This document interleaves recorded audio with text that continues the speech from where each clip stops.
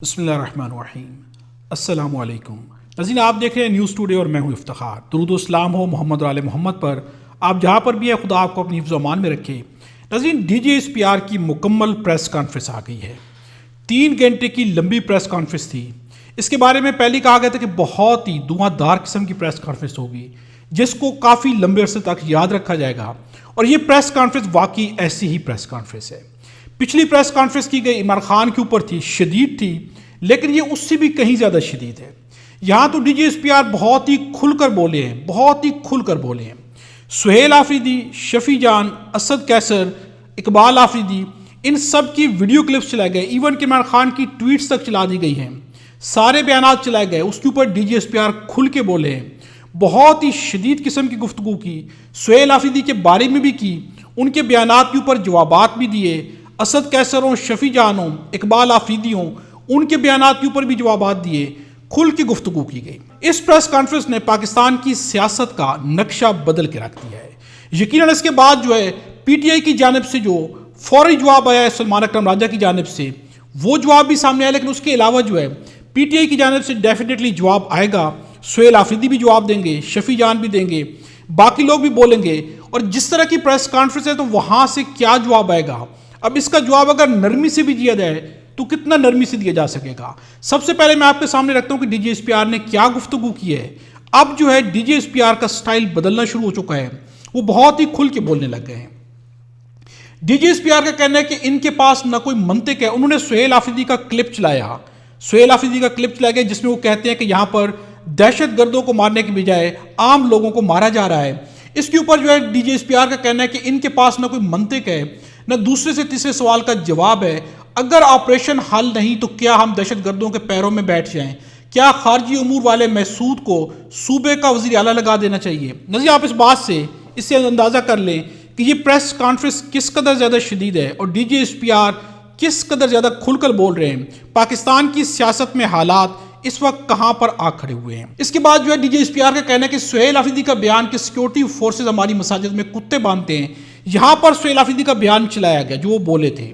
اس پر D G S P R نے کہا ہے کہ یہ صاحب کیوں ایسی باتیں کرتے ہیں؟ جب کوئی دلیل نہ ہو تو اس طرح کی مضحکہ خیز باتیں کی جاتی ہیں، یعنی کہ ان کے پاس کوئی دلیل نہیں ہے۔ ان کا کہنا ہے سہیل آفریدی کے پاس اس بیان کے اوپر ان کا کہنا ہے کہ یہ مضحکہ خیز بات ہے، یہاں تک کہ اتنی بات کو بھی وہاں پر ویڈیو پلے کی گئی، بیان چلایا گیا، اور اس کے اوپر D G S P R یہ بولے ہیں۔ اس کے علاوہ D G S P R کا کہنا ہے کہ یہ کون سی پالیسی ہے کہ آپ کابل سے سیکورٹی کی گارنٹی مانگ رہے ہیں۔ سہیل آفریدی کے کلپس چلا کر پوچھا کہ اگر یہ دہشت گرد نہیں تو کون دہشت گرد ہے؟ یعنی کہ انہوں نے کہا ہے سہیل آفریدی کا کلپ چلایا گیا اور کہا گیا کہ یہ دہشت گرد نہیں ہے تو پھر کون دہشت گرد ہے؟ نظیر، آپ اسی جملے سے اس بات سے اندازہ لگائیں کہ اس پریس کانفرنس کے بعد پاکستان کے سیاسی حالات کیا ہوں گے، پاکستان کی ریاست کے اندر حالات کس جانب بڑھ جائیں گے۔ اس کے علاوہ D G S P R کا کہنا ہے کہ اے این پی کو کے پی میں غیر مقبول کیا گیا، لیکن انہوں نے اور باقی سیاسی جماعتیں دہشت گردوں کے خلاف کھڑی ہوئیں اور سینوں میں گولیاں کھائیں۔ یہ بیان بہت ہی شدید بیان ہے، لیکن پی ٹی آئی والے کہہ رہے ہیں کہ ہم مرنے کو تیار نہیں، ہم ان کے ساتھ شامل ہوں گے۔ سوچنے کی بات ہے کہ کبھی ان دہشت گردوں نے پی ٹی آئی والوں پر کیوں حملہ نہیں کیا، یہ کہنا ہے D G S P R کا۔ نظیر، یہ جو بیان ہے، اب اس بیان کے اوپر اگر غور کیا جائے، D G S P R اگر یہ بیان دے رہے ہیں تو کیا یہ بیان بہت نارمل سی بات ہے یا صرف تنقید ہے؟ انہوں نے کہا ہے کہ دہشت گردوں نے پی ٹی آئی کے اوپر کیوں حملہ نہیں کیا۔ سب سے پہلی بات یہ کہ حملہ کسی پر نہیں ہونا چاہیے، حملہ کسی لحاظ سے بھی مناسب نہیں ہے، کسی پر بھی نہیں ہونا چاہیے۔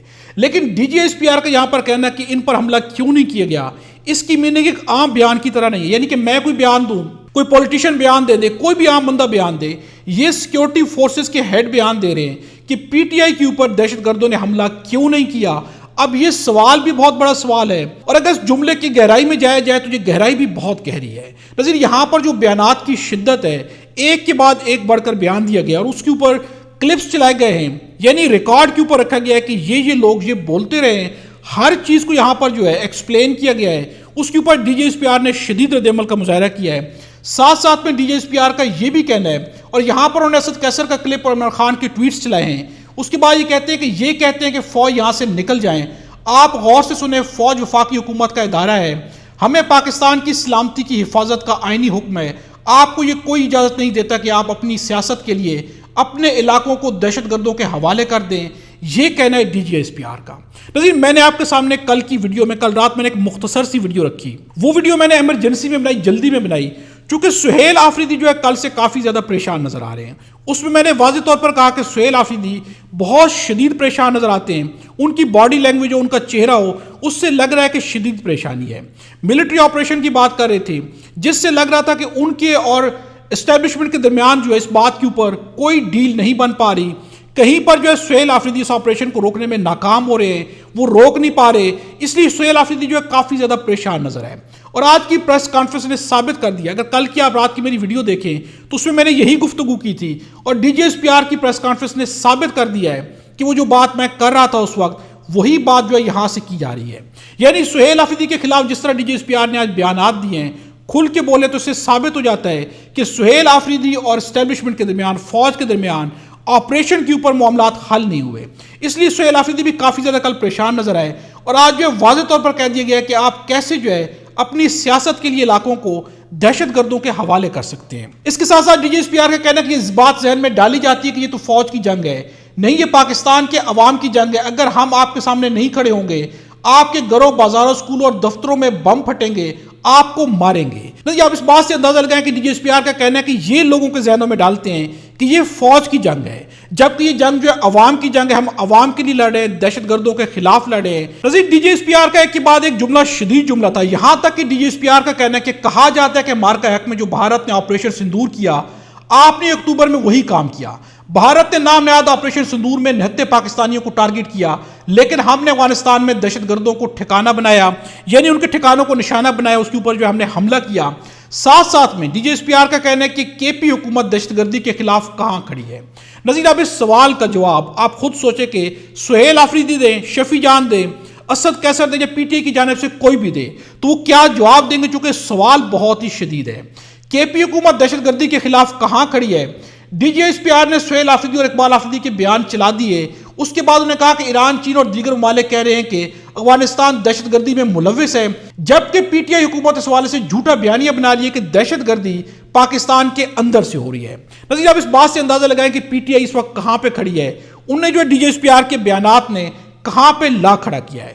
اس کے بعد D G S P R کا کہنا ہے کہ ہمیں کون ڈالر دے رہا ہے، ہمیں پاکستان کے عوام کے ٹیکس کا پیسہ مل رہا ہے، اور ہمیں حلال کا پیسہ مل رہا ہے۔ یہاں پر انہوں نے اقبال آفریدی کی سپیچ چلائی، جس میں انہوں نے کہا ہے کہ ان کو ڈالرز مل رہے ہیں، یہ یہاں پر ڈالرز کے لیے آئے ہوئے ہیں۔ تو یہاں پر D G S P R کا کہنا ہے کہ ہمیں کون ڈالر دے رہا ہے، ہمیں پاکستان کے عوام کے ٹیکس کا پیسہ مل رہا ہے، اور ہمیں حلال کا پیسہ ہی چاہیے۔ مائنز اور منرلز پر جھوٹا بیانیہ بنایا جاتا ہے، تو مجھے بتائیں فوج بیلچے لے کر گئی ہے، مائننگ کے لائسنس کون دے رہا ہے؟ صوبے کے جوان شہید ہو رہے ہیں، اور آپ کہہ رہے ہیں کہ معدنیات اور ڈالروں کے لیے جنگ لڑ رہے ہیں، آپ شہداء کو یہ تکریم دے رہے ہیں۔ انہوں نے یہ سوال بھی کر دیا ہے۔ نظر اگر D G S P R کی گفتگو کا مختصر سا خلاصہ بیان کیا جائے تو اس گفتگو نے پاکستان کی سیاست کو ایک نئے دورائے پر کھڑا کر دیا ہے، پاکستان کی سیاست کے اندر ایک ہلچل پیدا کر دی ہے۔ اس کے بعد جو ہے اب جو ہے وفاق ہو، اب جو ہے اسٹیبلشمنٹ ہو اور کے پی کے کا صوبہ ہو، ان کے درمیان حالات کیا ہوں گے؟ ڈیفینیٹلی کے پی کے کی حکومت کی جانب سے جوابات آئیں گے۔ اس کے بعد ناظرین کیا ہوگا؟ سہیل آفریدی پہلی کہہ چکے ہیں، انہوں نے کل اعلامیہ جاری کر دیا کہ ہم جو ہے ایز اے صوبہ، ایز اے حکومت جو ہے صوبائی حکومت، ہم آپریشن کی اجازت نہیں دیں گے، انہوں نے صاف کہہ دیا ہے۔ اور اب D G S P R نے واضح طور پر کہہ دیا کہ آپ ہمیں نہیں روک سکتے۔ اب اس کے بعد ناظرین کیا ہوگا؟ ڈیفینیٹلی کنفرنٹیشن ہوگی۔